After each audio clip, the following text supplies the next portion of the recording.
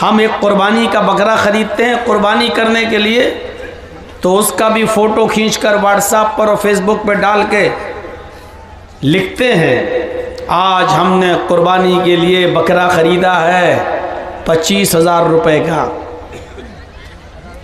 हम एक नेक काम करना चाहते हैं लेकिन उसकी रिया, नमूद और दिखावा उसका हम इतना कर देते हैं क्या फेसबुक पर शाम तक 2 घंटे के अंदर अंदर अब कमेंट आना शुरू होंगे।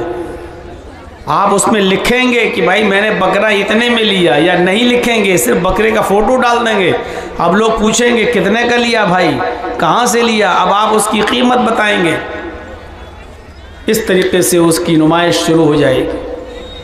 आप अपने घर में 150 लोगों को रोज़ा इफ्तार करने के लिए बुलाएंगे, उनका भी फ़ोटो लेंगे आप, और क्या चीज़ खिला रहे हैं इफ्तार पार्टी में, उस खाने की चीज़ों का भी फ़ोटो लेकर आप सोशल मीडिया पे डालते हैं। ये दिखावा आज हमारे नेकियों में और नेक कामों में आ गया है। उम्रा करने गए, खाने काबा के सामने खड़े हैं और फ़ोटो खींच रहे हैं एहराम की हालत में, उसको आप सोशल मीडिया पे डाल रहे हैं। अल्लाह ने मुझे उम्रे की तौफीक अता फरमाई। अरे ठीक है, उम्रे की तौफीक अता फरमाई तो उसका फ़ोटो लेकर मीडिया पे सोशल मीडिया पे डालने की ज़रूरत क्या थी। कभी कभी दिखाने का एक अंदाज ये भी होता है कि भाइयों मैं खाने काबा पहुंच चुका हूं, उम्रा कर रहा हूं, दुआ कीजिएगा अल्लाह ताला से कि अल्लाह मेरे उम्रे को कबूल फरमाए। हालांकि ये काम आप जब अपने घर से निकल रहे थे तब भी मस्जिद में कह सकते थे भाइयों मैं उम्रे के लिए जा रहा हूं, अगर मुझसे कोई गलती हो गई हो किसी के ताल्लुक से तो वो मुझे माफ़ कर दे, मैं माफ़ी तलाफ़ी करने आया हूं और हमारे लिए दुआ कीजिएगा कि अल्लाह ताला हमारे उम्रे को कबूल कर ले। हो गई बात ख़त्म। लेकिन सोशल मीडिया पे डालना और उसकी नुमाइश करना, ये अमल तो हो सकता है लेकिन अमल सालेह नहीं। अल्लाह ने दोनों चीजें बताई हैं, इल्लल्लज़ीना आमनू व अमिलुस सालिहात, जो ईमान लाए और जिन्होंने नेक अमल किए। मोबाइल आप यूज़ करते हैं, अगर उसमें सिम ना हो तो आपका मोबाइल काम नहीं करेगा, और आपके पास सिम है लेकिन मोबाइल ना हो तो सिम भी काम नहीं करेगी। महंगा से महंगा मोबाइल ख़रीद लीजिए आप, कीमती से कीमती मोबाइल ले लीजिए आप, आईफोन ले लीजिए, Z Fold 6 ले लीजिए, सैमसंग का गैलेक्सी, 1.5 लाख, 1 लाख, 1.25 लाख कीमती से कीमती मोबाइल आप यूज़ करिए, लेकिन उसमें सिम ना हो। अब आप मोबाइल ख़रीद के लाए, कान में लगा के हेलो हेलो, अब मोबाइल वाले की दुकान पे जाके कहिए साहब ये तो काम ही नहीं कर रहा है, इतना महंगा मोबाइल, 1.5 लाख का मोबाइल और आवाज़ ही नहीं जा रही है। वो कहेगा बेवकूफ़ हो क्या, पागल है हो क्या, इसमें आपने सिम डाला, ओह तो ऐसे मोबाइल से क्या फ़ायदा जो सिम डालना पड़ेगी इसमें। अब वो आपको बहुत मामूली सा जवाब देगा, भैया सिम तो आपको घटिया से घटिया मोबाइल में भी डालना पड़ेगी, चाहे आप चाइना का भी लेके आइए 500-600 रुपये का, उसमें भी आपको सिम डालना पड़ेगी। 1.5 लाख का मोबाइल लेकिन सिम नहीं, बेकार। और सिम ले लीजिए, किसी भी अच्छी कंपनी की ले लीजिए, जियो की ले लीजिए, एयरटेल की ले लीजिए, वोडा की ले लीजिए, आइडिया, कोई भी सिम ले लीजिए आप, और उसमें पर्याप्त बैलेंस भी डाल दीजिए, 5,000, 10,000, 20,000, 50,000 बैलेंस भी अच्छा खासा है उसके अंदर। अब आप सिम को कान में लगा के कहें हेलो हेलो, भाई आवाज़ नहीं जा रही, मैंने तो इसमें बैलेंस पड़वा लिया है यार, अभी तो आपने इसमें 10-20 हज़ार रुपये डाले हैं, पैसा तो है इसमें, फिर क्या बात है। वो कहेगा तुम पागल लग रहे हो, इलाज कराओ रांची में जाकर, पागल खाने में भर्ती हो जाओ। ये सिम जो है जब तक किसी मोबाइल में नहीं डालोगे तब तक काम नहीं करेगी। मेरे भाइयों, जिस तरह मोबाइल के लिए सिम ज़रूरी है और सिम के लिए मोबाइल ज़रूरी है, उसी तरीके से ईमान के लिए अमले स्वाले और अमले स्वाले के लिए ईमान, ये दोनों ज़रूरी हैं। आज हमारे पास ईमान है लेकिन अमले स्वाले नहीं, गैर मुस्लिमों के पास अमले स्वाले है लेकिन ईमान नहीं, इसलिए बेकार। इल्लल्लज़ीना आमनू व अमिलुस सालिहात, जो ईमान लाए और जिन्होंने नेक अमल किए, इनके लिए अल्लाह ने फरमाया फलहुम अजरुन गैरु ममनून, इनके लिए कभी ख़त्म न होने वाला अज्र है। और ऐसे ही लोग बाईमान और मोमिन हैं और इज्जत, बुलंदी, बादशाहत, हुकूमत, सरबुलंदी, रिफात, ये सब उन्हीं लोगों को मिलेगी जिनके पास ईमान। वला तहिनु वला तहज़नु व अंतुमुल अअलौना इन कुंतुम मुमिनीन, मोमिनो तुम गम न करो, मोमिनो तुम मायूस न हो जाओ। वला तहिनु वला तहज़नु, तुम गम न करो, तुम मायूस न हो जाओ, तुम परेशान मत हो जाओ। अंतुमुल अअलौन, तुम ही सर बुलंद रहोगे, तुम ही बाइज्जत रहोगे, हुकूमत और सल्तनत के मालिक तुम ही रहोगे, हम तुम ही को इज्जत देंगे, सर बुलंदी देंगे, बादशाहत अता फरमाएंगे। इन कुंतुम मुमिनीन, लेकिन शर्त यह है कि तुम बाईमान हो जाओ, शर्त यह है कि तुम्हारे अंदर ईमान पैदा हो जाए, शर्त यह है कि तुम पहले मोमिन तो बनकर दिखाओ। ईमान होगा तो इज्जत मिलेगी। हम इसका उल्टा मफहूम भी निकाल सकते हैं कि आज इज्जत हमारे पास नहीं है, आज बुलंदी हमारे पास नहीं है, आज रफ़ात हमारे पास नहीं है, हम जलील हैं, रुस्वा हैं, ख्वार हैं, हम मक़हूर हैं, मक़ज़ूब हैं। तो इसकी वजह यह हुई कि आज हमारे पास ईमान नहीं है। अगर ईमान होता तो आज हमारे पास इज्जत होती, सर बुलंदी होती, हम ऊंचे मकाम और मर्तबे पर फायज होते। लेकिन आज हम हर जगह जलील हैं, रुस्वा हैं, ख्वार हैं, मक़हूर हैं, मग़ज़ूब हैं। ज़ुरिबत अलैहिमुज़्ज़िल्लतु वल मस्कना, दुनिया के जिस कोने में मुसलमान आज जिंदा है, जलील है, रुस्वा है, दुनिया के किसी भी चप्पे का और किसी भी खित्ते का हाल उठाकर देखिए और बताइए कि मुसलमान कहाँ आराम के साथ है, किस जगह मुसलमान चैन और सुकून के साथ है। इराक का हाल देख लो, सीरिया का हाल देख लो, लबनान का हाल देख लो, दमिश्क का हाल देख लो, उर्दून का हाल देख लो, अलजायर का हाल देख लो, लीबिया का हाल देख लो, ईरान का हाल देख लो। मुझे बताओ पाकिस्तान का हाल देख लो, हिंदुस्तान के अंदर तुम अपने हालात पे नजर डाल लो। आज कहां तुम्हारी इज्जत है, कहां तुम्हारा नाम है, कहां बुलंदी आज हमारी कदमबोसी कर रही है, कहां। मेरे भाइयों, दुनिया के किसी दौर में मुसलमान इतना जलील, मुसलमान इतना रुस्वा, मुसलमान इतना बेबस, मुसलमान इतना लाचार, मुसलमान इतना मग़लूब और मक़हूर नजर नहीं आया जितना कायनात के इस दौर में नजर आ रहा है। और उसकी वजह यह है कि आज हमारे पास ईमान नहीं है। ईमान है तो अमल सालेह नहीं है, अमल सालेह है तो ईमान नहीं। ईमान क्या है? ईमान कहते किसे हैं? अल्लाह के नबी सल्लल्लाहु अलैहि वसल्लम ने तो ईमान की 70 से ज़्यादा शाखाएं बताई हैं। ईमान के तो 70 से ज़्यादा दर्जे बताए हैं, ईमान के तो 70 से ज़्यादा शोबे बताए हैं। अल ईमान बिज़ुन व सबऊन शुअबतन, 70 से ज़्यादा शोबे हैं ईमान के, लेकिन 3 शोबों का जिक्र किया है अल्लाह के रसूल ने इस हदीस के अंदर। हम गौर करें क्या ये तीनों चीज़ें आज हमारे अंदर हैं? 3 चीज़ों का जिक्र किया है। फ़अफ़ज़लुहा क़ौलु ला इलाहा इल्लल्लाह, ईमान का सबसे अफजल दर्जा, ईमान का सबसे अफजल शोबा यह है कि तुम अपनी ज़बान से कहो ला इलाहा इल्लल्लाह।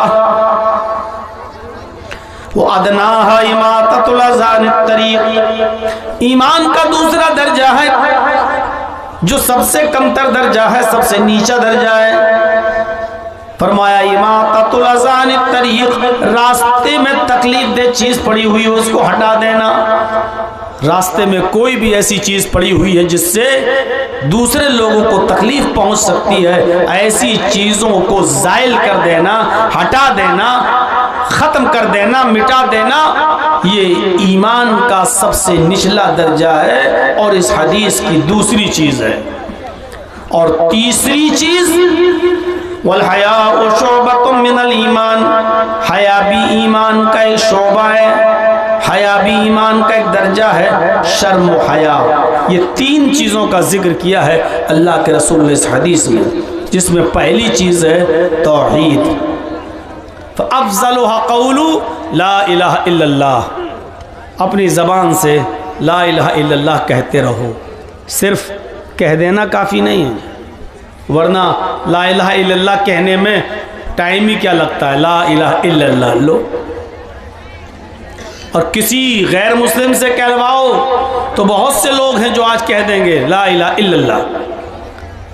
तो ला इलाहा इल्लल्लाह सिर्फ कह देना काफ़ी नहीं है।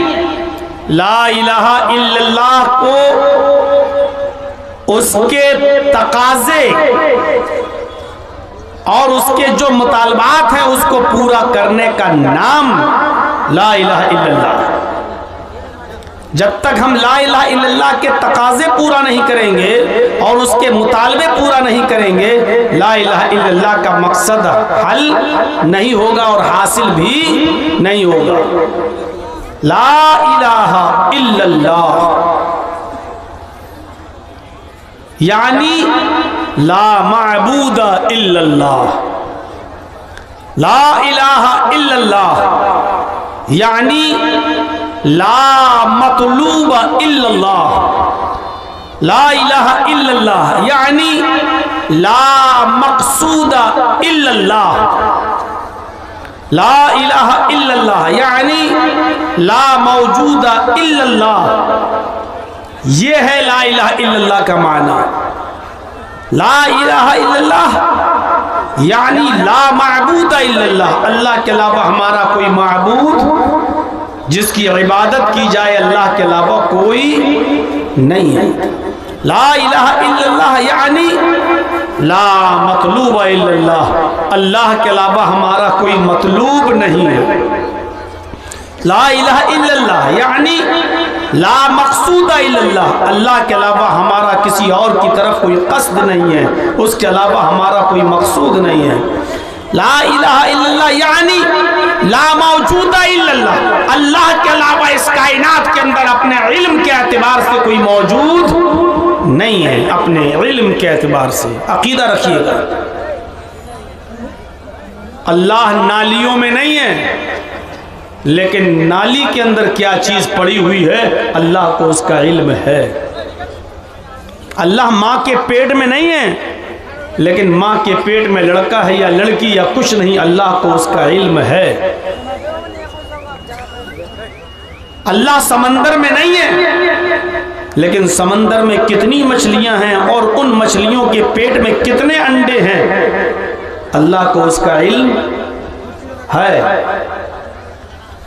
अल्लाह दरख्तों के ऊपर, पेड़ों के ऊपर नहीं है, लेकिन इस दुनिया में कितने दरख्त हैं और उन दरख्तों में कितने पत्ते हैं, अल्लाह को उसका इल्म है। तो ये अकीदा रखना ला मौजूदा इल्लल्लाह, अपने इल्म के एतबार से अल्लाह ही हर जगह मौजूद, यानी मुकम्मल और कंप्लीट इल्म अगर किसी को है तो वो जात है अल्लाह का। ये है ला इलाहा इल्लल्लाह का माना।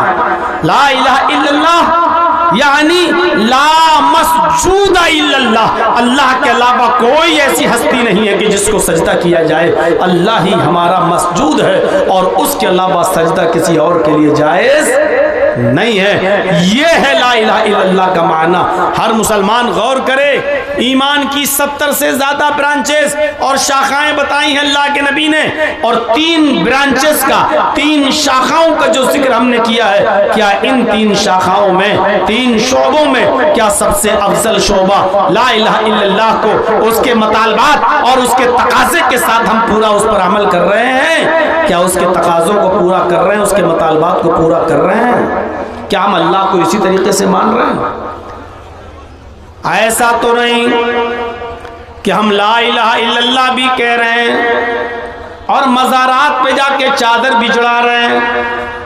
हम ला इलाहा इल्लल्लाह भी कहते जा रहे हैं कि अल्लाह के अलावा कोई माबूद नहीं, और अपनी हाजत रवाई और मुश्किल कुशाई के लिए हम गैरों के आस्थानों पे जाके हम ये भी कहते जा रहे हैं कि बाबा तेरे दर पे आया हूं तो झोला झोली भर के जाऊंगा।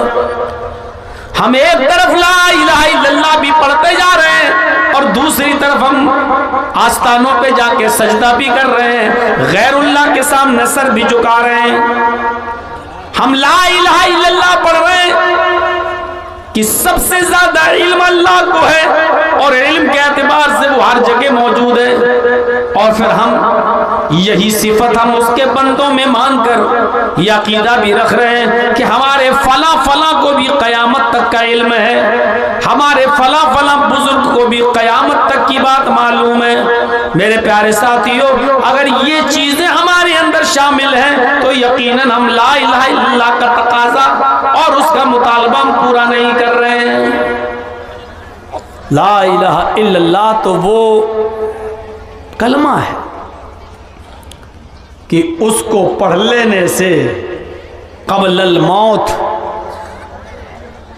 इसको पढ़ लेने से इंसान जन्नती हो जाता है, और इसको पढ़े बगैर अगर कोई आदमी मर गया हालत कुफ्र में, हालत शिर्क में, तो वो जहन्नमी हो जाता है। ये अकीदा रखिए। 70 साल तक, 80 साल तक कोई आदमी गुनाहों पे गुनाह करता रहा, कुफ्र करता रहा, शिर्क करता रहा, और मरने से पहले शिर्क से, कुफ्र से तौबा करके कलमा पढ़ लिया ला इलाहा इल्लल्लाह और मर गया, लेकिन ये कलमा नसीब हो गया तो जन्नती हो गया। पूरी जिंदगी कुफ्र और शिर्क करता रहा और ला इलाहा इल्लल्लाह पढ़े बगैर मर गया तो जहन्नमी हो गया। यकीन नहीं आता? आइए बुखारी के अंदर वो वाक़या आया है, जरा देखिए। अस्वद नामी एक यहूदी, जो यहूदियों की बकरियों को चराया करता था जंगल में ले जाकर, जब अल्लाह के नबी सल्लल्लाहु अलैहि वसल्लम ने खैबर का मुहासिरा कर लिया और चारों तरफ से घेर लिया, खैबर एक किला था जिसमें यहूदी रहा करते थे, अल्लाह के रसूल ने और आपके सहाबा ने उसको घेर लिया, चारों तरफ से उस पर मुहासरा कर लिया। उस वक्त खैबर के उस किले से एक आदमी गायब था जो बकरियां चराने के लिए गया था, जिसका नाम था अस्वद। जब वो लौट कर आया, उसने देखा कि हमारे किले को चारों तरफ से मोहम्मद और उसके साथियों ने घेर लिया है सल्लल्लाहु अलैहि वसल्लम। तो उसने सहाबा से कहा कि ऐ सहाबियों, मैं तुम्हारे नबी से मोहम्मदुर रसूलुल्लाह से मिलना चाहता हूं। उन्होंने कहा कि उस खेमे में चले जाओ, ये खेमा पड़ा हुआ है, पर्दा पड़ा है, इसी पर्दे के अंदर अल्लाह के नबी मौजूद हैं।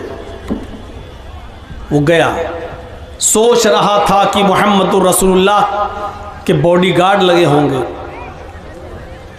नामवर आदमी, सहाबा जिसकी इज्जत करते हैं, जब मोहम्मदुर रसूलुल्लाह खखारते हैं आ करके, जब ज़मीन पर थूकते हैं, तो सहाबे किराम तो उस थूक को भी ज़मीन पर गिरने नहीं देते, बल्कि उसको अपने हाथों पर मल कर अपने जिस्म पर मल लेते हैं तबर्रुकन। तो कितनी इज्जत होगी मोहम्मद की।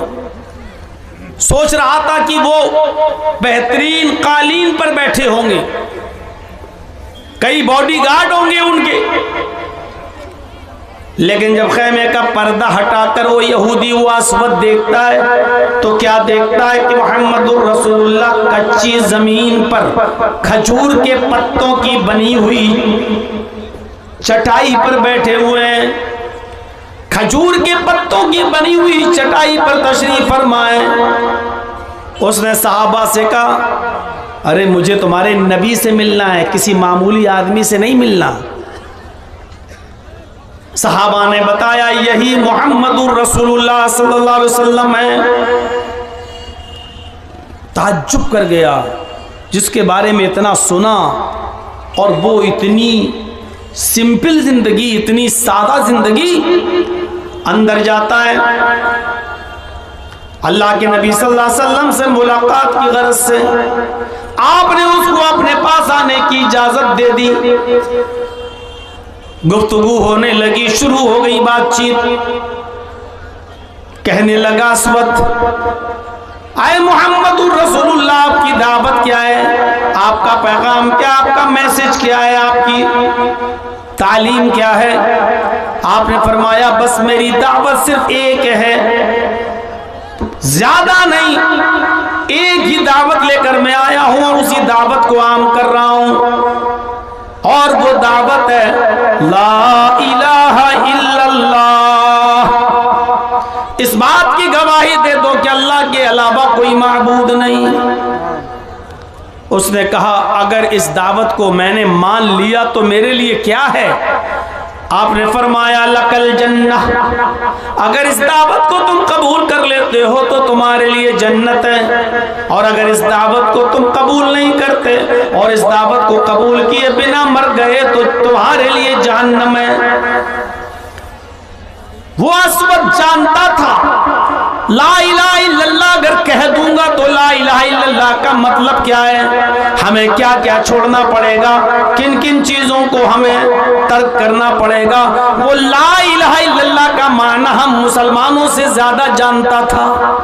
वो जानता था कि मोहम्मदुर रसूलुल्लाह सल्लल्लाहु अलैहि वसल्लम जिस ला इलाहा इल्लल्लाह का कलमा हमारे मुंह से निकलवाना चाहते हैं, इसका मतलब ये क्या है, हमें किन किन को छोड़ना पड़ेगा, किन किन की इबादत तर्क करना पड़ेगी, किन किन से मदद मांगना तर्क करना पड़ेगा।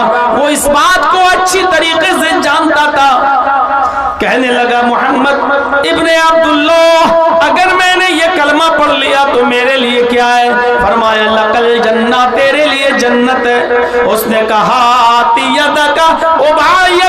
इस्लाम, अपना हाथ बढ़ाइए, मैं इस्लाम लाता हूँ, अपना हाथ बढ़ाइए, मैं कलमा पढ़ता हूँ। अल्लाह के नबी ने अपना हाथ बढ़ाया, उसने भी नबी के हाथ में अपना हाथ दिया और कलमा पढ़ लेता है, अशहदु अल्ला इलाहा इल्लल्लाह व अन्ना मुहम्मदन अब्दुहु व रसूलुहु। ये कलमा पढ़कर ला इलाहा इल्लल्लाह का इकरार करके वो इस्लाम ले आया, कलमा पढ़ लिया।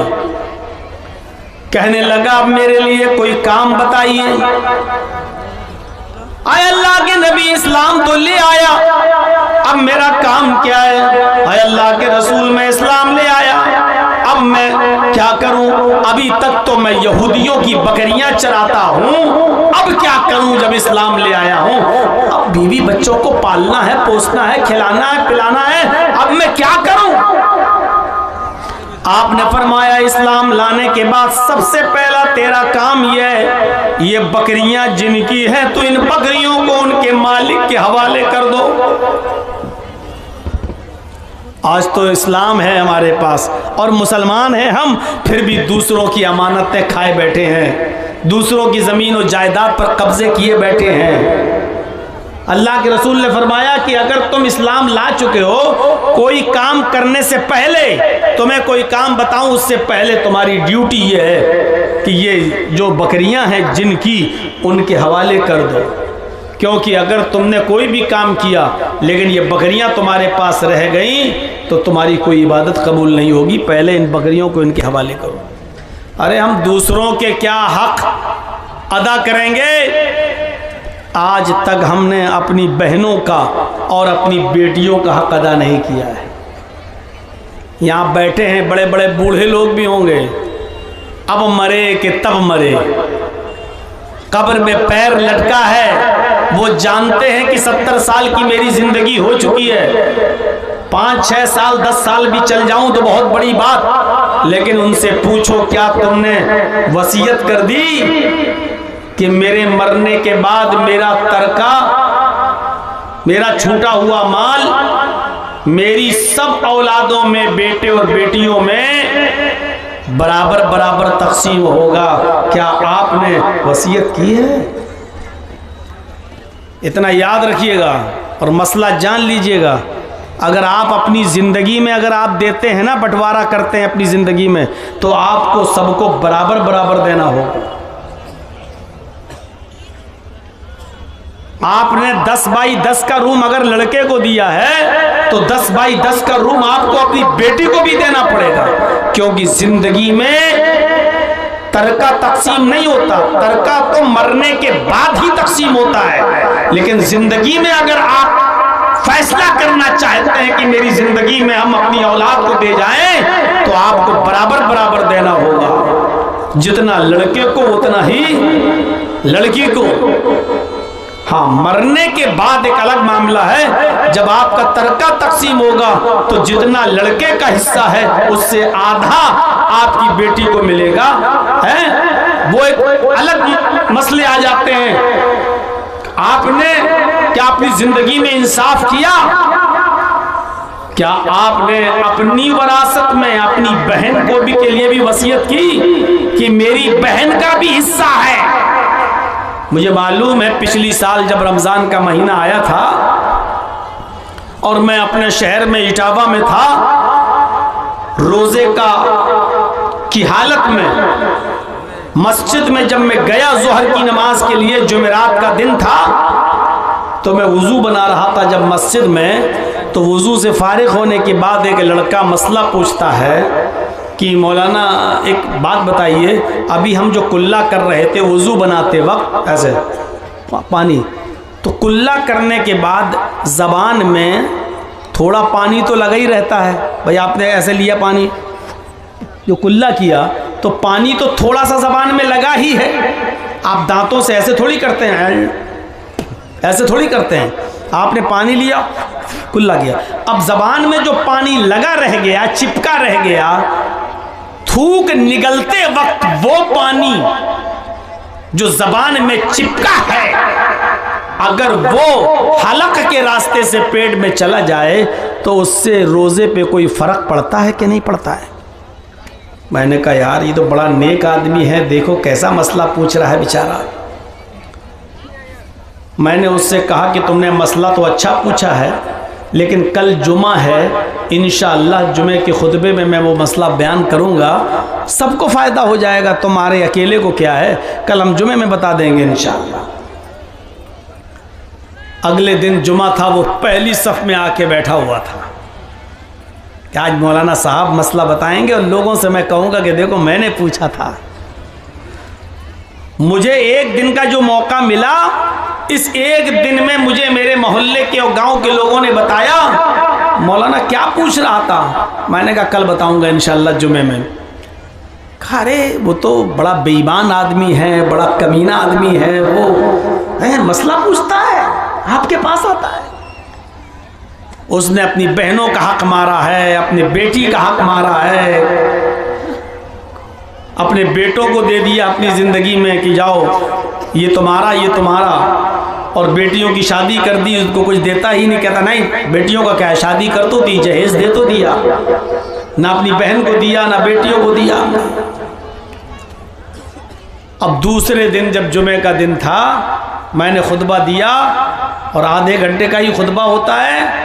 मैंने उसी खुतबे में बयान किया कि लोग मसला पूछते हैं, ज़बान का चिपका हुआ पानी अगर हलक के रास्ते से पेट में चला जाए तो रोजे पे फर्क पड़ता है कि नहीं पड़ता है? इतना अहम सवाल, इतना अहम मसला, लेकिन पूछने वाले लोग ऐसे हैं जो अपने बेटियों का और अपनी बहनों का हक मार के खा गए। वो लोग ये मसला पूछते हैं कि रोजे पे फर्क पड़ता है कि नहीं पड़ता है। मेरे भाइयों, नबी अकरम सल्लल्लाहु अलैहि वसल्लम ने इस्लाम कबूल करने के बाद अस्वद को क्या बताया? हाय अस्वद, सबसे पहले तुम्हारे पास जो दूसरों का माल है, बकरियां, इनको इनके मालिकों के हवाले कर दो। अस्वद ने कहा ठीक है। अस्वद उन बकरियों को लेकर गए और खैबर के किले के दरवाजे पर उन बकरियों को छोड़ दिया, क्योंकि वो बकरियों को वहीं तक लाते थे और वहीं छोड़ देते थे। बकरियां वहीं से अपने अपने घर चली जाती थीं। जब किले में बकरियां दाखिल हो गईं तो बकरियां अपने अपने मालिकों के घर पहुंच गईं, अपने अपने घर चली गईं। अस्वद आए और कहने लगे, अल्लाह के नबी, मैंने बकरियों को उनके मालिकों के हवाले कर दिया, जिनकी बकरियां थी मैंने उन तक पहुंचा दी। अब मुझे बताइए कि अब मेरा क्या काम है? इस्लाम लाया हूं, कलमा मैंने पढ़ा है, अब मैं क्या काम करूं? मुझे कोई काम बताइए। नमाज का वक्त नहीं था। अगर नमाज का वक्त होता तो अल्लाह के नबी कहते कि अस्वद तुम नमाज पढ़ लो। रमजान का महीना भी नहीं था। अगर रमजान का महीना होता तो अल्लाह के नबी कहते अस्वद तुम रोजा रखो। हज का भी सीजन नहीं था। अगर हज का सीजन होता तो अल्लाह के नबी कहते अस्वद अब तुम हज करने के लिए चले जाओ। नमाज का वक्त नहीं, रमजान का महीना नहीं, हज का सीजन नहीं। अल्लाह के नबी ने फरमाया अस्वद तलवार उठाओ और फला फला जगह पर हमारे सहाबा जंग लड़ रहे हैं, तुम भी उस जंग में शामिल हो जाओ, तुम भी उस जंग के अंदर शरीक हो जाओ। अगर जिंदा वापस आ गए तो गाजी कहलाओगे, और उसी जंग में अगर कत्ल कर दिए गए तो शहीद हो जाओगे, और शहीद के लिए जन्नत है। अस्वद ने तलवार उठाई और मैदाने जंग में चला गया, और अस्वद मैदाने जंग में लड़ा। उसने 2 काफिरों को कत्ल भी किया, उसने 2 काफिरों को मारा भी, लेकिन अभी मैदाने जंग में लड़ ही रहा था कि अस्वद की गर्दन पर भी तलवार चल जाती है और अस्वद भी कत्ल कर दिया जाता है। अभी इस्लाम लाया था, अब शहीद हो जाता है। सहाबा किराम उसको पहचान भी नहीं पा रहे हैं कि ये कौन है। ये आया, हमारी तरफ से लड़ना शुरू किया, 1-2 काफिरों को मारा और खुद मर गया। ये कौन आदमी है? हम तो इसको जानते नहीं है, ये आज ही इसको देख रहा हूं, ये कौन आदमी है? अल्लाह के नबी को बुलाया गया, एक अजनबी आदमी कत्ल कर दिया गया है, हमारी तरफ से लड़ रहा था, मारा गया है। हमें मालूम नहीं कि वो मुसलमान है या नहीं, हम उसको दफन करें या क्या करें, हम उसकी जनाजे की नमाज पढ़े या ना पढ़े। अल्लाह के नबी सल्लल्लाहु अलैहि वसल्लम को जब खबर दी गई तो नबी अकरम सल्लल्लाहु अलैहि वसल्लम आए, और आने के बाद आपने अस्वद की लाश देखी, अस्वद की बॉडी देखी, शहीद पड़ा है, अस्वद की गर्दन पे तलवार चली हुई है। अल्लाह के नबी की आंखों में आंसू आ गए और रोते हुए फरमाया, सहाबियों ये तुम्हारा भाई है, आज ही तो इस्लाम लाया है, आज ही तो इसने कलमा पढ़ा है, अशहदु अल्ला इलाहा इल्लल्लाह, आज ही तो इसने ये कलमा पढ़कर इस्लाम कबूल किया है और मैदान जंग में आ गया। जिस वक्त इसने कलमा पढ़ा था नमाज का वक्त नहीं था, रमजान का महीना नहीं था, हज का सीजन नहीं था, इसलिए डायरेक्ट मैंने जिहाद के लिए भेज दिया है, और यहाँ भी आया तो कत्ल कर दिया गया, शहीद हो गया। आए मेरे साथियों, आए मेरे सहाबियों, ये पहला वो शख्स है जिसने एक वक्त की भी नमाज नहीं पढ़ी, एक भी रोजा नहीं रखा, एक भी हज नहीं किया, लेकिन अल्लाह ने इसको जन्नत के अंदर दाखिल कर दिया, सिर्फ इसलिए कि इसने आज ये कलमा पढ़ा था, अशहदु अल्ला इलाहा इल्लल्लाह। गौर करो, कलमा पढ़ा, एक वक्त की नमाज नहीं, एक भी रोजा नहीं, और कहां गया? जन्नत के अंदर। क्यों? ला इलाहा इल्लल्लाह। अगर ये कलमा न पढ़ा होता तो कहां जाता?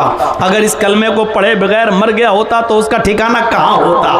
मेरे भाइयों, ये ला इलाहा इल्लल्लाह कोई मामूली जुमला नहीं है। ला इलाहा इल्लल्लाह यही वो कलमा है जो कबलल मौत कोई पढ़ ले, बिफोर डेथ, मरने से पहले अगर कोई इस कलमे को पढ़ ले और इस्लाम ले आए तो वो जन्नती हो जाता है, और इस कलमे को पढ़े बगैर मर जाए तो वो जहन्नम में चला जाता है। ये है इस कलमे की हकीकत। एक 12 साल का लड़का है यहूदी, अल्लाह के नबी की मजलिस में आता था, बैठता था, तकरीर सुनता था, वाज सुनता था, नसीहत सुनता था और अल्लाह के नबी की खिदमत भी करता था। अपने घर आकर कहता था कि अब्बू जान, क्या मैं इस्लाम ले आऊं? मुझे मोहम्मद की बातें बहुत पसंद है, बहुत अच्छी लगती हैं। लेकिन उम्र कितनी है उसकी? 12 साल। और जब अपने बाप से कहता था कि अब्बू मुझे अल्लाह के रसूल की बातें बहुत अच्छी लगती हैं, क्या मैं उनकी बातें मान लूं, इस्लाम ले आऊं? तो उसका बाप आंखें फाड़ के कहता था, क्या तू मोहम्मद का कलमा पढ़ेगा, मोहम्मद की बात मानेगा? जूता उठाऊंगा भी, लगाऊंगा, चप्पल से मारूंगा। बेचारा डर जाता था और अपने बाप के गुस्से की वजह से वो इस्लाम कबूल नहीं कर पाता था। एक दिन बीमार हो गया, कुछ दिन बीमारी में मुब्तला रहा, लेकिन अब इतना बीमार हो गया कि उसके बचने की कोई उम्मीद नहीं रही। हालत गंभीर, सीरियस। इधर अल्लाह के नबी को पता चला कि जो यहूदी लड़का यहाँ आया करता था, मेरी बातें सुनता था, नसीहत हमसे हासिल करता था और हमारी खिदमत भी करता था, वो बच्चा बीमार हो गया। तो अल्लाह के नबी ने कहा, चलिए हमदर्दी और इंसानियत के नाते उस बच्चे को देखने चलें, देखें क्या बात है। उसकी तीमारदारी करने के लिए, अयादत करने के लिए चलें। अल्लाह के रसूल उसकी अयादत के लिए गए। दरवाजे को खटखटाया, उसके बाप ने दरवाजा खोला, कहा मैं मोहम्मद इब्ने अब्दुल्लाह तुम्हारे बच्चे को देखने आया हूं। कहा आइए। अंदर आने की इजाजत मिल गई। यहूदी के घर में अल्लाह के नबी दाखिल होते हैं। उस बच्चे की हालत देखते हैं, उसकी कंडीशन बड़ी खराब है। आप उसके सर के पास बैठ जाते हैं, उसकी हालत बहुत खराब। अब मरा कि तब मरा, रूह कब से उंसरी से परवास कर जाए। ऐसे मौके पर लोग मरीज को तसल्ली देते हैं, क्या कहते हैं? नहीं नहीं, दवा खाते रहना, नहीं नहीं तुम बहुत जल्दी ठीक हो जाओगे, इंशाअल्लाह तुम सही हो, कोई बात नहीं, तुम सही हो जाओगे, अच्छे हो जाओगे, अच्छे डॉक्टर को। लोग यही तसल्ली देते हैं मरीज को, लेकिन अल्लाह के नबी उसको ऐसी कोई तसल्ली नहीं दे रहे हैं। आप उससे ये नहीं कह रहे हैं कि बेटा तुम बहुत जल्दी सही हो जाओगे, आप ये नहीं कह रहे हैं, बल्कि उसकी इस हालत को देखकर आपकी आंखों में आंसू हैं। और आंसू भी इसलिए हैं कि अगर ये बच्चा इसी हाल में मर गया तो जहन्नम में जाएगा, क्योंकि 12 साल की उम्र बालिग हो चुका है। अरब के अंदर छोटे छोटे बच्चे बालिग हो जाते थे। हज़रत आयशा की शादी 6 साल की उम्र में हुई और जब रुखसती हुई तो 9 साल की थी, और 9 साल की उम्र में हज़रत आयशा बालिग हो गई थी, बालिगा थी। मेरे भाइयों, माहौल और मिजाज का फर्क होता है। ये तो 12 साल का है लड़का, आपके आंखों में आंसू हैं कि बच्चा मरने वाला है, और अगर इसी कंडीशन में मर गया तो जहन्नम में जाएगा, जबकि इस बच्चे का दिल इस्लाम की तरफ माइल है।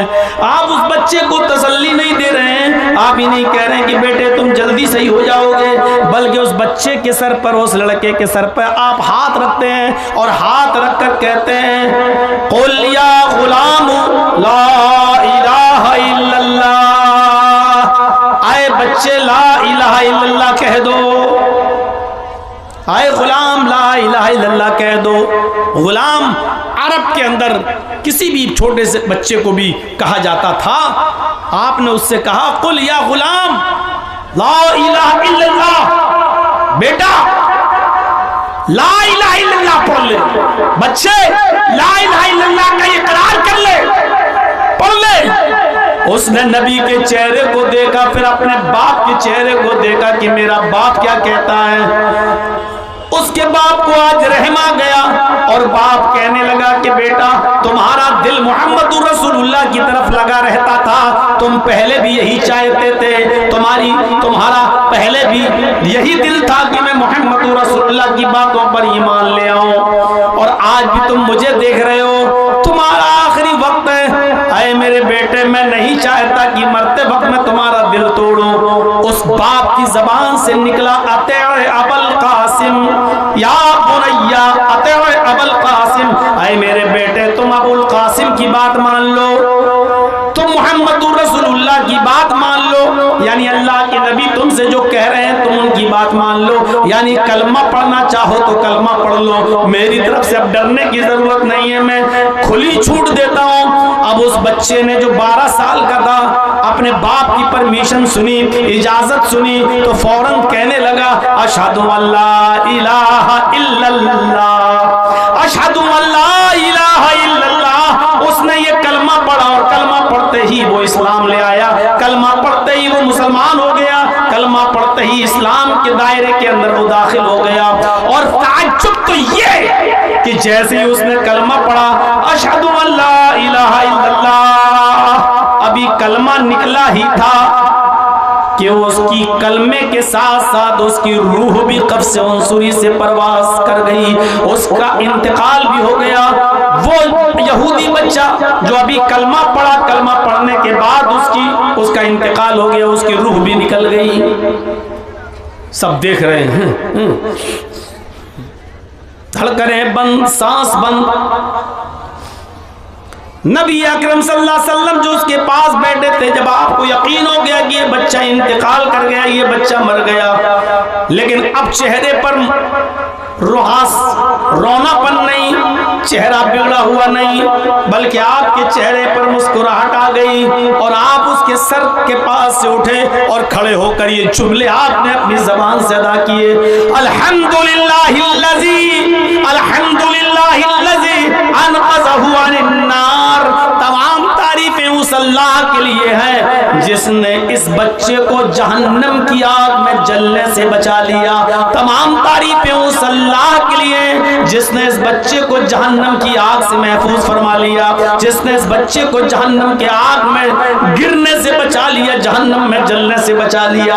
मेरे भाइयों, 12 साल तक वो बच्चा काफिर रहा, 12 साल तक अपनी मनमानी करता रहा, 12 साल तक इस्लाम नहीं लाया, ईमान नहीं लाया, और जब मरा कलमा पढ़कर अशहदु अल्ला इलाहा इल्लल्लाह, तो ताज्जुब तो यह कि मरने के बाद एक वक्त की भी नमाज नहीं पढ़ा, एक दिन का भी रोजा नहीं रखा, एक भी हज नहीं किया, थोड़ा सा माल भी गरीबों और मिस्कीनों में अल्लाह की राह में सदका और खैरात नहीं किया। लेकिन अल्लाह के नबी क्या कह रहे हैं, अल्हम्दुलिल्लाहिल्लज़ी अनक़ज़हु अनिन्नार। तमाम तारीफें उस अल्लाह के लिए जिसने इसको जहन्नम की आग से बचा लिया। ये बच्चा कलमा पढ़ते ही जन्नत के अंदर दाखिल हो गया, जहन्नम की आग से बचा लिया गया। ये है कलमा ला इलाहा इल्लल्लाह। इस कलमे को कलंकित होने से बचाओ। ला इलाहा इल्लल्लाह भी पढ़ो और कहो, बाबा 10 सालें हो गई, 15 सालें हो गई, बेटा नहीं हो रहा है, बेटी नहीं हो रही है, मुझे बेटा दिला दो, बेटी दे दो। ये कलमे को कलंकित करना हुआ, ये कलमे पर दाग लगाना हुआ। और ऐसे कलमे की कोई जरूरत नहीं अल्लाह को कि तुम अल्लाह को भी पुकारो और दूसरे को भी पुकारो, नहीं। खालिसतन लिल्लाह, सिर्फ अल्लाह को पुकारा जाएगा, बस अल्लाह से मांगा जाएगा, बस। अच्छा, 2 वाक़े मैंने आपके सामने रख दिए और दोनों ने एक वक्त की नमाज नहीं पढ़ी और कहां गए, जन्नत में। एक अस्वद और दूसरा ये। आइए अब एक वाकया मैं आपको ऐसा बताता हूं कि आप ताज्जुब करेंगे। पूरी जिंदगी नबी की खिदमत की, नबी का साथ दिया, लेकिन मरते वक्त कलमा नसीब नहीं हुआ। नबी की खिदमत करने के बावजूद वो आदमी कहां गया, जहन्नम में गया।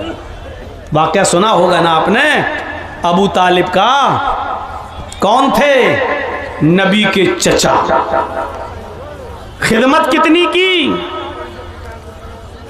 खिदमत कितनी की आपको अंदाजा नहीं। अल्लाह के, यहां से अंदाजा लगाइए, अल्लाह के नबी जनाब मोहम्मद रसूलुल्लाह सल्लल्लाहु अलैहि वसल्लम जब पैदा हुए तो बाप का चेहरा नहीं देखा। अल्लाह के नबी जब अपनी माँ के पेट से बाहर आए तो बाप का चेहरा नहीं देखा। बाप पहले ही इंतकाल कर चुके थे 2 महीना। ए भैया जिसको उठना हो अभी से उठ के चले जाओ यार, एक एक करके उठ रहे हो, डिस्टर्ब कर रहे हो सामने से। बाप का चेहरा नहीं देखा। और जब मोहम्मदुर रसूलुल्लाह की उम्र 6 साल की हुई, और 6 साल कितना बड़ा बच्चा होता है आपको अपने दिमाग में रखिए। 6 साल का बच्चा, जब नबी अकरम की उम्र 6 साल की हुई तो कहां आए? अपनी माँ के साथ मदीने आए। यसरफ उसका पुराना नाम था, यसरफ। मदीने आए अपने ननियाल, अपने नाना मामू के यहाँ। और जब माँ 1 महीना मदीने में रहने के बाद जब मक्के की तरफ फिर लौटने लगी तो मदीने से कुछ ही थोड़ी दूरी पर एक मकाम था जिसका नाम था मकाम अबवा, और वहीं पर मोहम्मदुर रसूलुल्लाह के बाप अब्दुल्ला दफन थे। माँ अपने शौहर की, मोहम्मदुर रसूलुल्लाह की माँ अपने पति की, अपने हस्बैंड की कब्र को देखने के लिए गई और अपने बेटे से कहा, मोहम्मद चलो हम तुम्हें भी तुम्हारे बाप की कब्र दिखाते हैं। और जब इशारा किया कि ये तुम्हारे बाप की कब्र है, वहीं पर माँ अपने शौहर की जुदाई बर्दाश्त नहीं कर सकी, याद आई और अटैक करता है मोहम्मद की माँ आमिना को, और उसी जगह पर मकाम अबवा पे अपने शौहर की कब्र के पास आमिना की भी रूह निकल जाती है। बाप की कब्र को देखते देखते बेटे ने अपनी माँ को भी खो दिया। सोचिए, बाप की कब्र को अभी देख भी नहीं पाया सही से, और उसी जगह पर माँ का भी इंतकाल हो गया, और वहीं पर उनकी माँ को भी दफन किया गया। सोचो 6 साल की उम्र में बाप भी नहीं, माँ भी नहीं, अब किसने पाला? अब्दुल मुत्तलिब ने। लेकिन अब्दुल मुत्तलिब भी सिर्फ 2 साल तक पाल पाए। यहाँ 8 साल के हुए मोहम्मद इब्ने अब्दुल्ला, उधर अब्दुल मुत्तलिब भी छोड़कर चले गए। 8 साल की उम्र में अबू तालिब ने अपने हाथ में लिया अपने भतीजे को, और 8 साल से लेकर 25 साल तक अपने पास रखा, खिलाया पिलाया, पाल पोस कर बड़ा किया। और 25 साल की उम्र में पहली शादी हजरत खदीजा से कराई, जिनकी उम्र 40 साल थी। मेरे भाइयों, और 40 साल के जब आप हुए तो आपको नबुव्वत मिली। सोचिए, 8 साल से लेकर 40 साल तक अबू तालिब ने ख्याल रखा।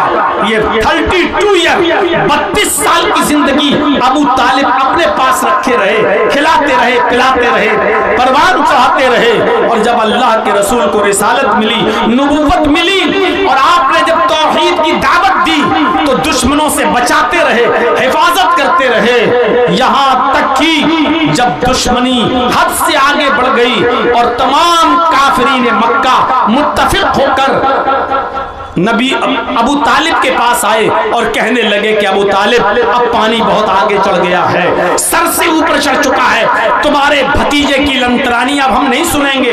बहुत उल्टा सीधा गलत सलत हमारे माबूदों के बारे में तुम्हारा भतीजा बोल चुका है, अब उसकी जबान पर कंट्रोल करो, और नहीं करते हो तो हम उसको अपने हिसाब से सजा देंगे। बाद में ये मत कहना कि मेरे भतीजे का कत्ल कर दिया, मेरे भतीजे को मार डाला। अबू तालिब ने अपने भतीजे मोहम्मद को बुलाया और कहा, भतीजे मेरे ऊपर इतना बोझ न डालो कि मैं बर्दाश्त न कर सकूं। मेरे नातवा कंधों पर, मेरे कमजोर कांधों पर इतना बोझ न डालो कि मैं बर्दाश्त न कर सकूं। ये मेरे दुश्मन अब तेरे दुश्मन बन चुके हैं, खून के प्यासे हैं, तुझे कत्ल करना चाहते हैं। तू दीन की दावत छोड़ दे, तौहीद की दावत छोड़ दे, उनको उनके इसी हाल पे रहने दे, तू उनको बुरा भला मत कहे, छोड़ दे उनको उनके हाल पर। अल्लाह के नबी सफाई पेश कर रहे हैं, अरे चचा मैं बुरा भला कहाँ कहता हूँ, मैं तो सिर्फ इतना कहता हूँ ला इलाहा इल्लल्लाह कह दो, कामयाब हो जाओगे। मैं तो सिर्फ ये कहता हूँ कि एक अल्लाह की इबादत करो, एक अल्लाह को पुकारो, एक अल्लाह के सामने सर झुकाओ, एक अल्लाह की इबादत करो, इसके अलावा तो मैं कुछ नहीं कहता। चचा ने कहा भतीजे छोड़ दे, इनको इनके हाल पर रहने दे, ये भी कहना बंद कर दे, अगर मेरी जिंदगी में तुझे किसी ने मार दिया या कत्ल कर दिया तो मैं अपने आप को नहीं संभाल पाऊंगा। चचा का ये जवाब सुनकर अल्लाह के नबी के आंखों में आंसू आ गए। सिर्फ एक ही जुमला बोला, आए चचा जान, मैं दीन की दावत से बाज नहीं आ सकता, मैं तौहीद की दावत से बाज नहीं आ सकता। अगर ये काफिरीने मक्का सूरज उखाड़ के लाए और दाहिने हाथ पे रख दें, चांद उखाड़ के लाए बाएं हाथ पे लाकर रख दें, फिर भी मैं दावत देता रहूंगा, दीन की तबलीग करता रहूंगा। आपकी आंखों में आंसू थे और आप अपने चचा से ये कहकर जा रहे थे, अगर आपको भी मेरी मदद नहीं करनी है तो हट जाइए रास्ते से, आज के बाद हम आपको तंग नहीं करेंगे, आपके ऊपर बोझ नहीं बनेंगे, मैं अब जा रहा हूं दूसरी तरफ। जब आपने पीठ फेरी रोते हुए तो चचा ने आवाज दिया, ए मोहम्मद इब्न अब्दुल्लाह, या अपना अखी, आए मेरे भाई के बेटे, आए मेरे भतीजे, इधर आओ। अल्लाह के नबी आते हैं, जी चचा, मैं तेरी आंख में आंसू भी नहीं देख सकता, तुझे तेरे रब ने जो दावत देकर भेजा है, जा खुलकर वो दावत दे, देखता हूं मेरी जिंदगी में तेरा कौन क्या करता है। तेरे ऊपर खरोंच भी अगर आ गई तो मेरी तलवार मियान से बाहर निकल जाएगी, देखता हूं कि कौन क्या कहता है तुझे। जा, तुझे जो दावत का हुक्म दिया गया है तो उस काम को पूरा कर। चचा ने इजाजत दे दी, बावजूद इसके कि खतरा था कि दुश्मन कहीं मोहम्मद को कत्ल न कर दे। मेरे प्यारे साथियों, दावत देते रहे और एक दिन आया, यही चचा बीमार हो गए, मरजुल मौत में मुब्तला हो गए। आखिरी वक्त आया चचा का, अबू तालिब का, अब मरे कि तब मरे।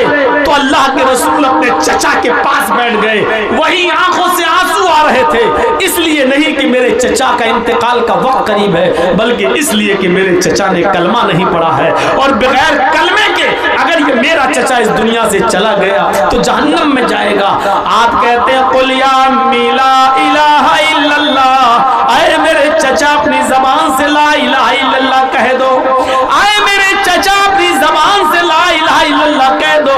और चचा जवाब देते नहीं। अल्लाह के नबी ने आगे जो जुमला कहा वो सुनिएगा बड़े गौर से।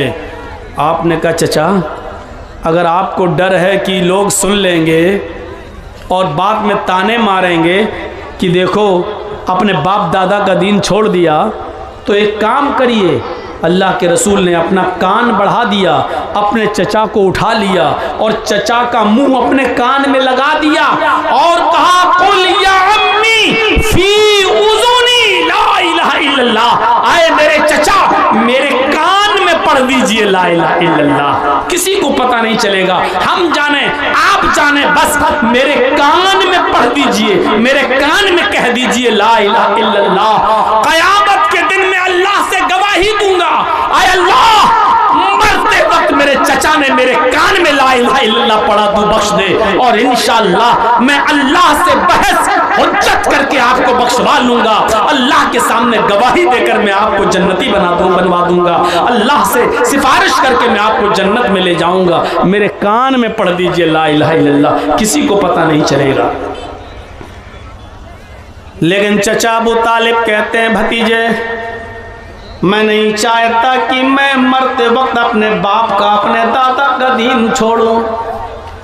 आए मेरे भतीजे, मैं नहीं चाहता कि मरने के बाद मेरे लोग ये कहें कि देखो अबू तालिब अपने बाप दादा का दीन छोड़ गया, बददीन होकर मरा, बेदीन होकर मरा।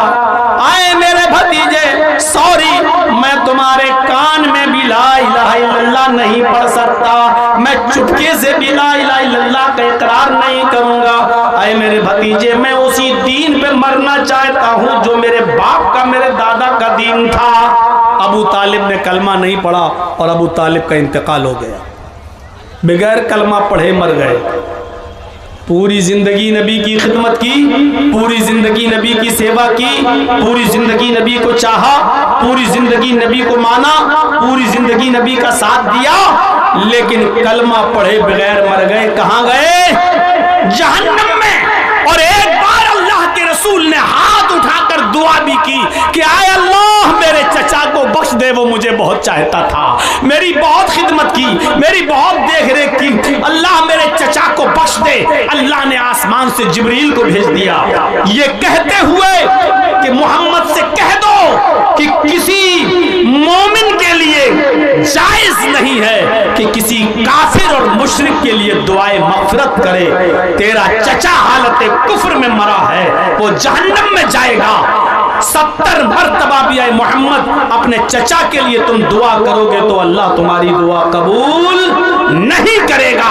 तेरा चचा कलमा पढ़े बगैर मर गया, तेरे चचा को हम जहन्नम ही देंगे, जन्नत नहीं मिल सकती, उसको बख्शेंगे नहीं। अल्लाह ताला ने मुहम्मदुर रसूलुल्लाह की दुआ को रिजेक्ट कर दिया, रद्द कर दिया और कहा कि तुम्हारी दुआ कबूल नहीं की जाएगी। अल्लाह के रसूल ने कहा, अरे अल्लाह वो मुझे बहुत चाहता था, मेरी बड़ी खिदमत की। तो अल्लाह ने फरमाया, अरे मोहम्मद तुम्हारी खिदमत की, मानता हूं इस बात को, लेकिन जन्नत नहीं दे सकता, रहेगा तेरा चचा हमेशा जहन्नम के अंदर। हाँ इतना कर सकता हूं, इतना कर सकता हूं कि तेरे चचा को हम सबसे हल्का अजाब दें, सबसे कम अजाब दें। और अल्लाह के नबी फरमाते हैं कि अल्लाह ताला मेरे चचा को सबसे हल्का अजाब देता है, उनके दोनों पैरों के तलवे के नीचे, ये दोनों पैरों के तलवे के नीचे आग की 2 चिंगारी, चिंगारी जानते हो, चूल्हे में जब लकड़ी जलाते हो तो चिंगारी निकलती है ना, फट से फूटती है एकदम। 2 चिंगारी, एक इस पैर के नीचे और दूसरा दूसरे पैर के नीचे रख दी, बस। अल्लाह के नबी फरमाते हैं कि पैर के तलवे के नीचे आग की 2 चिंगारी की वजह से भी यगली मिनहुमा दिमागहु, आग की दोनों चिंगारियों से भी मेरे चचा का दिमाग हांडी की तरह खौलता है। ऐसा लगता है जैसे चूल्हे पर पानी रख दिया जाए और खौल रहा हो, उबल रहा हो, ऐसे ही उन दोनों चिंगारियों से मेरे चचा का दिमाग हांडी की तरह खौलता है। मेरे भाइयों, पूरा वाकया बयान करने का मकसद सिर्फ ये है कि कलमा नसीब जिसको हुआ, एक वक्त की नमाज नहीं पढ़ी, वो तो जन्नत में गया, और जिसने कलमा नहीं पढ़ा उसने पूरी जिंदगी नबी की खिदमत की, नेकी की, नबी के साथ उसने सलूक किया, लेकिन आखिरी वक्त भी कलमा नहीं पढ़ा तो वो जहन्नम में चला गया, यानी अबू तालिब। तो यही कलमा इंसान को जन्नती बनाता है, यही कलमा इंसान को जहन्नमी बनाता है। ये पहली चीज अभी ला इलाहा इल्लल्लाह पर मैंने थोड़ा ज्यादा वक्त आपका ले लिया। दूसरी चीज पर हम आपको थोड़ा सा खींच कर लाते हैं, वह अदनाहा इमाततुल अज़ा अनित तरीक़, रास्ते से तकलीफ दे चीज को हटा देना। आप बाइक से जा रहे हैं या 4 व्हीलर से जा रहे हैं और आपको बीच रास्ते में केले का छिलका पड़ा हुआ दिख जाए तो आपकी जिम्मेदारी बनती है कि आप अपनी गाड़ी को साइड में लगाएं और केले के छिलके को बीच सड़क से हटाकर आप बाहर फेंक दें, क्योंकि आप तो गुजर जाएंगे गाड़ी को दाएं बाएं करके, लेकिन कहीं कोई बूढ़ा आदमी, कोई अंधा आदमी अगर उसका पैर उस केले के छिलके पर पड़ गया और फिसल के गिर गया तो मेरे भाइयों, बुढ़ापे में तो हड्डी जब टूटती है तो जल्दी जुड़ती नहीं है। इसलिए कोई कांटा पड़ा है तो उसको हटा दो, कोई छिलका पड़ा है तो उसको हटा दो, कोई पत्थर पड़ा है तो उसको हटा दो। याद रखिएगा और मसला जान लीजिएगा, जिस तरह रास्ते से तकलीफ दे चीज को हटा देना सवाब है, जिस तरह रास्ते में पड़ी हुई नुकसान देने वाली चीज को हटा देने पर सवाब है,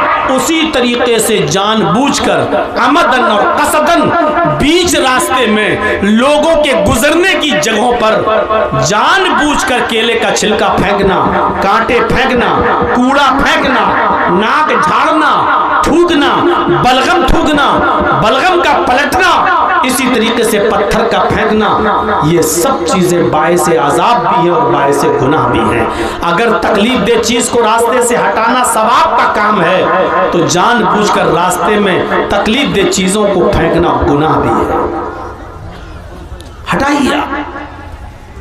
इसी तरीके से आप कोई सामान खरीदना चाहते हैं और आपने बीच सड़क पर अपनी गाड़ी खड़ी कर दी, गलत जगह पर गाड़ी को पार्क करना भी लोगों को तकलीफ देने के जिम्न में आता है। इसी तरीके से आपके घर में शादी हो रही है और घर के बाहर आपने टेंट लगा दिया, जबकि वो गुजरने का रास्ता है, लोगों के आने जाने का रास्ता है। आपने शादी का टेंट लगा दिया, अब आपके घर पे होने वाली शादी में रास्ता आपने रोक दिया। अब लोगों को घूम कर 2 किलोमीटर दूर जाना पड़ता है और घूम कर 2 किलोमीटर दूर से आना पड़ता है। ये भी आप लोगों का रास्ता नहीं रोक सकते हैं। आने जाने वाले रास्ते में, अरे कोई सीरियस कंडीशन में मरीज है बेचारा, जो 5 मिनट में अगर हॉस्पिटल नहीं पहुंचा तो मर जाएगा, सीरियस कंडीशन में पता चला कि रास्ता रुका हुआ है, रास्ता रुका हुआ है। ये आने जाने वालों को तकलीफ देना ये गलत तरीका है। आप रास्ता नहीं रोक सकते किसी का।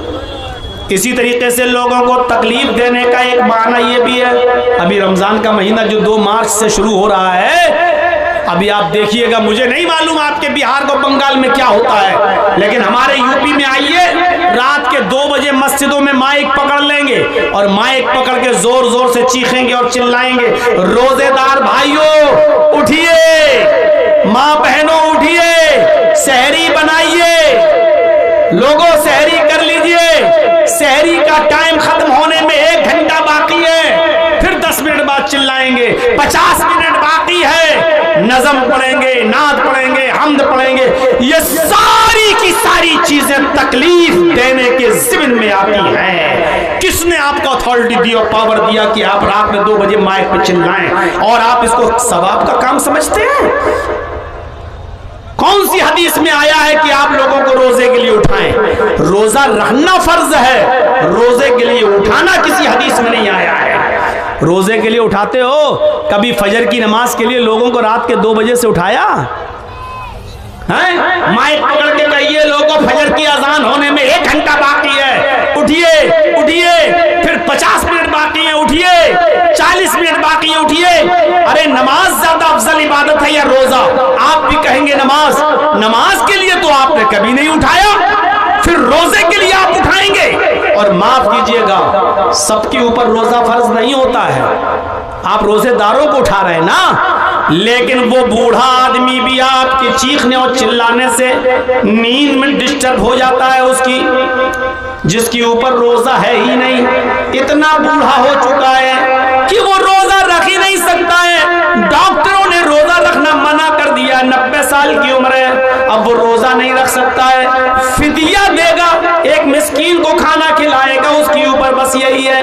अब आप रोजे के लिए उठा रहे हैं तो वो भी उठ रहा है। कितने लोग ऐसे हैं, एक तो मेरे पास आया लखनऊ में कि मौलाना हमारी मस्जिद में इतनी जोर जोर से चिल्लाते हैं कि मेरा बाप जिसकी उम्र 85 साल की हो चुकी है और बीमार रहता है, मुझे नींद की गोली देना पड़ती है डॉक्टर की लिखी हुई, जब रात के 10 बजे हम उसको नींद की गोली देते हैं तब उसको नींद आती है। मैंने उसका पर्चा देखा, डॉक्टर ने उसकी नींद की गोली में डिप्रान 10 mg लिखा हुआ था, 5 mg की खाने पर नींद नहीं आती थी, डिप्रान 10 mg की लेता है, ये खाकर उसको नींद आ रही है। कहा मौलाना जब आवाज आती है मस्जिद की तो मेरा बाप जाग जाता है और उसके बाद पूरी रात वो तड़पता है, वो बचलता है, फिर उसको नींद नहीं आती है, वो ब्रेन दिमाग डिप्रेशन का शिकार है, बड़ी मुश्किल से तो वो सोता है, लेकिन रात के 2 बजे ये लोग चीख चीख कर हमारे बाप को जगा देते हैं। इसको दीन का काम आप समझते हो कि रात के 2 बजे उठ गए और चिल्ला रहे हैं और बूढ़े की नींद में डिस्टर्ब हो रहा है? ऐसी तरीके से वो औरतें बेचारी जो अपने बच्चों को दूध पिलाती हैं और डॉक्टरों ने कह दिया है कि ये दूध जब पिए, जब ये खाना खाएंगी तो दूध बनेगा और जब दूध बनेगा तो बच्चे को पिलाएंगी, अगर ये रोजा रखेंगी तो बच्चा भूखा मर जाएगा जो अपनी माँ का दूध पीता है। इसलिए अभी ये रोजा ना रखें। तो जो औरतें अपने बच्चों को दूध पिलाती हैं, जो रोजा नहीं रख पा रही है इस मजबूरी की वजह से, आप उनके भी नींद में डिस्टर्ब कर रहे हैं। शरीयत में नहीं है कि किसी की नींद में आप डिस्टर्ब करें। अल्लाह के नबी सल्लल्लाहु अलैहि वसल्लम तो तहज्जुद की नमाज पढ़ने भी जब उठते थे तो इतने आहिस्ता से उठते थे कि उनकी बीवी हजरत आयशा न जाग जाए, बीवी हजरत आयशा की नींद न खुल जाए और आप माए पे पकड़ पकड़ के चीखें और चिल्लाएं कि रोजेदार भाइयों उठिए और सहरी कीजिए, उठिए और सहरी बनाइए। ये चीज बायसे सवाब नहीं बल्कि बायसे गुनाह है, क्योंकि आप तकलीफ दे रहे हैं उन लोगों को भी जिनके ऊपर रोजा फर्ज नहीं है। हामिला औरत जिसके पेट में बच्चा है, डॉक्टर ने मना किया अभी रोजा नहीं रखें, अगर रोजा रखेंगी तो भूखा रहना पड़ेगा और जब भूखा रहेंगी तो पेट में जो बच्चा पल रहा है उसको जब ग़िज़ा की चीज नहीं मिलेगी तो बच्चा पेट में मर जाएगा। कहा वो रोजा नहीं रख सकती है, लेकिन आप उनकी भी नींद में डिस्टर्ब कर रहे हैं, छोटे छोटे बच्चों को भी आप जगा रहे हैं, तो ये चीज तकलीफ देने के ज़िम्न में आती है। इमाततुल अज़ान तरीक, रास्ते से तकलीफ दे चीज को हटा देना भी ईमान का एक हिस्सा है। और तीसरी चीज इस हदीस में बताई गई है, वल हयाउ शुअबतुम मिनल ईमान, हया भी ईमान का एक शोबा है। आज शर्म हया हमारे मुआशरे से निकल गई, शर्म हया खत्म हो गई। बुखारी की हदीस है, अल्लाह के नबी ने फरमाया इज़ा लम तस्तही फफ़अल मा शीता, जब तेरे अंदर शर्म न रही, जब तेरे अंदर से शर्म निकाल ली गई तो फिर जो तेरा दिल चाहे वो कर। यानी जब शर्म ही नहीं रहेगी तो इंसान के दिल में जो आएगा वो करेगा, जो आएगा वो करेगा, शर्म नहीं रही। और इस वेस्टर्न कल्चर में, इस पश्चिमी सभ्यता ने, इस मगरिबी तहजीब ने आज शर्म हया का जनाजा मर्दों के अंदर तो छोड़िए औरतों के अंदर से भी निकाल कर रख दिया है। हमें नहीं मालूम आपके बिहार का हाल, हमें नहीं मालूम आपके बंगाल का हाल।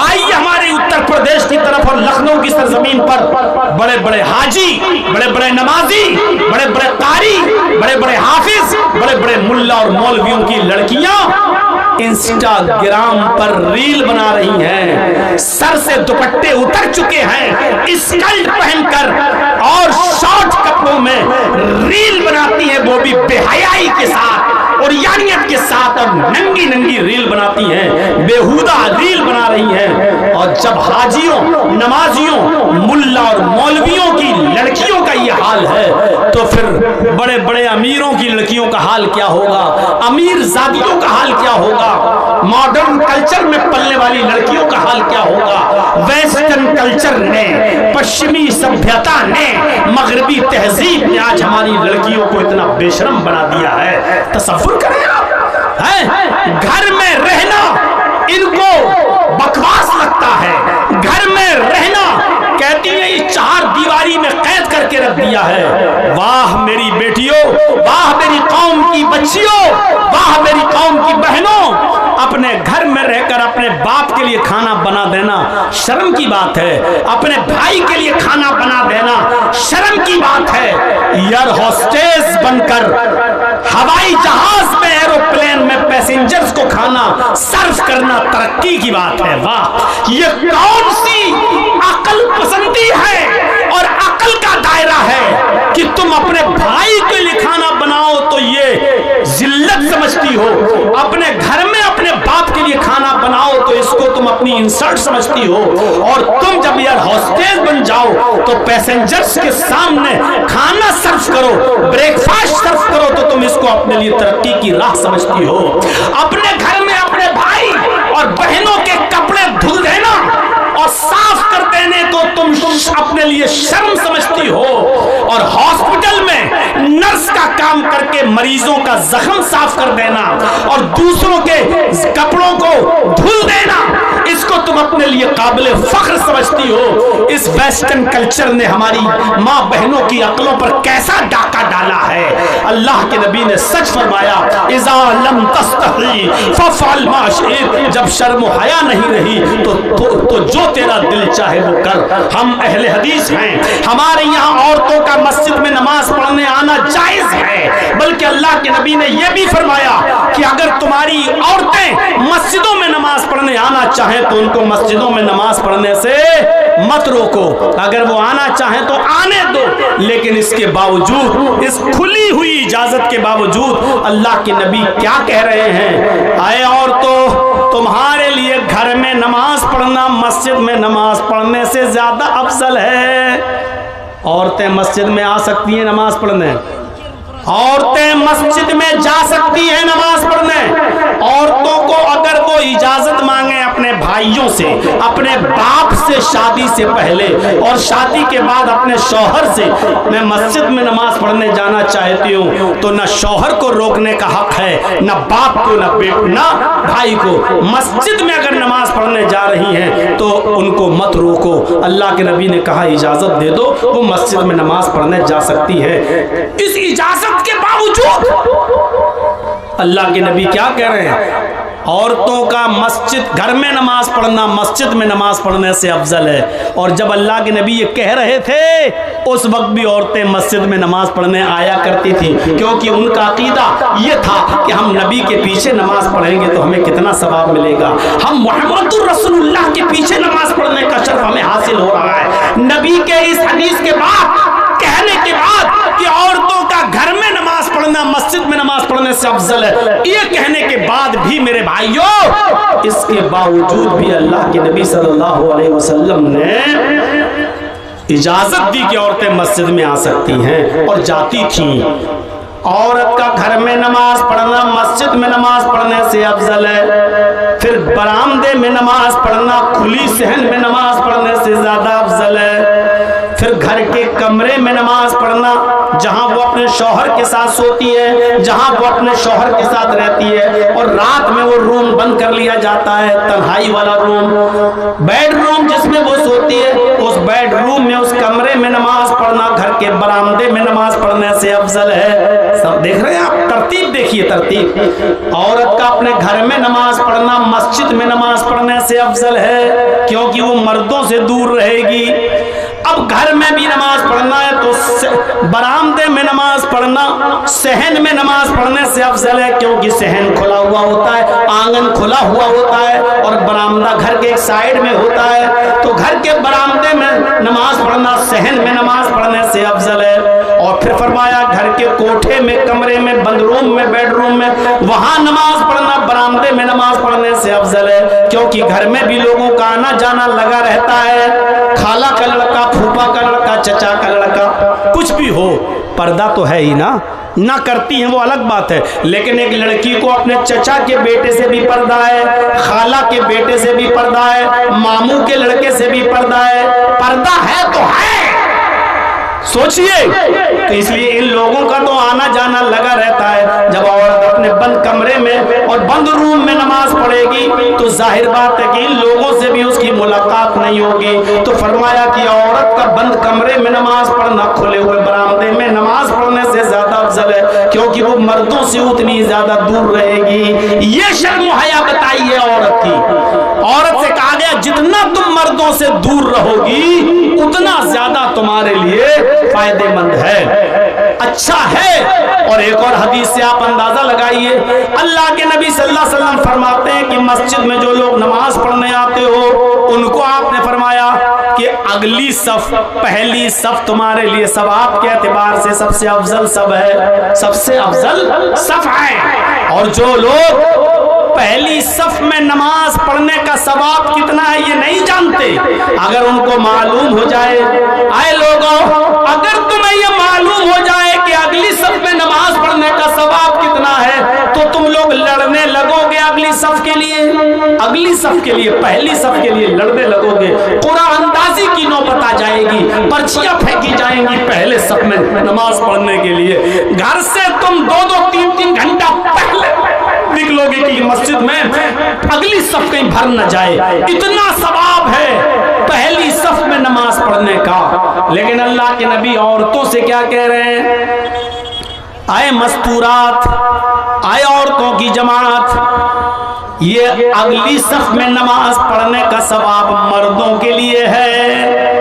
खैरु सुफूफिर रिजाली अव्वलुहा व शर्रुहा आखिरुहा, मर्दों की पहली सफ सवाब के एतबार से सबसे बेहतर है, व शर्रुहा आखिरुहा, और आखिरी सफ, पिछली सफ सबसे बुरी सफ है सवाब के एतबार से मर्दों की। लेकिन औरतों से क्या कह रहे हैं? हाय औरतों, खैरु सुफूफिन निसाई आखिरुहा व शर्रुहा बलवा। हाय औरतों, तुम्हारे लिए पिछली सफ सबसे बेहतर है। पिछली सफ, सबसे पीछे वाली सफ औरतों तुम्हारे लिए सबसे बेहतर है सवाब के एतबार से, और सबसे आगे वाली सफ सबसे बुरी है सवाब के एतबार से। अब आप गौर करो, जर्जी साहब नमाज पढ़ा रहे हैं, अल्लाहु अकबर, मेरे पीछे 5 सफ़े लगी हैं मर्दों की, पर्दा पड़ा है उसके बाद पीछे, और उसके बाद 5 सफ़े औरतों की लगी हुई हैं, 5 सफ़े औरतों की लगी हुई हैं पीछे।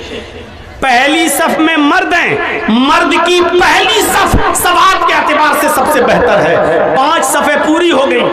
मर्दों की पिछली सफ सबसे बुरी है सवाब के एतबार से, सबसे कम सवाब। उसके बाद पर्दा पड़ा है, पर्दा पर्दा, उसके बाद औरतों की सफ लगी है 1 2 3 4 5, 5वीं सफ जो सबसे पीछे है औरतों की, वो सवाब के एतबार से सबसे अच्छी सफ है। सबसे ज्यादा सवाब किस औरत को मिलेगा? जो सबसे पीछे वाली सफ में है, और सबसे कम सवाब किसको मिलेगा? जो सबसे आगे वाली सफ में है।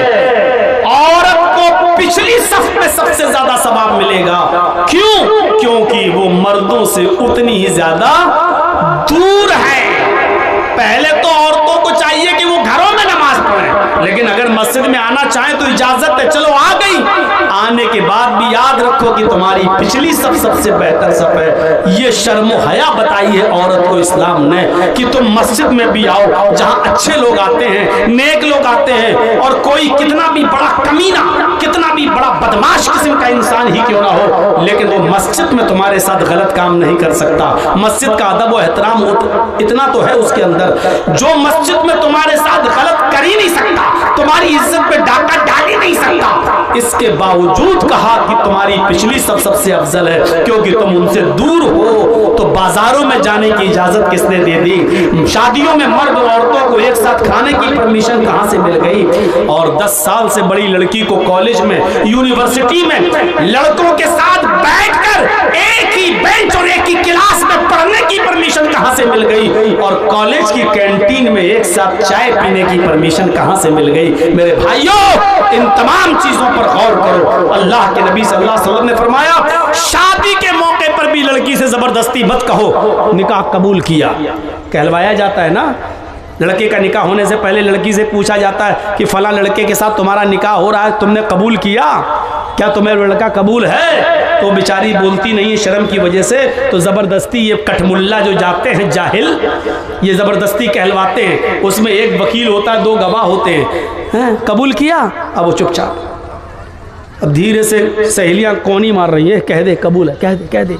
अब उसकी सहेलियाँ जब कहती है तो वो कहती मैंने कबूल किया। तो वकील पूछता है गवाहों से, इसने जो मुंह चलाया है तुमने सुना? अगर वो गवाह कहते हैं कि नहीं सुना, तो उस लड़की से कहा जाएगा इन दोनों ने सुना नहीं, ज़रा ज़ोर से बोलो। तब वो ज़ोर से बोलेगी मैंने कबूल किया। का सुना कि हाँ, तब निकाह माना जाता है। जाहिलो,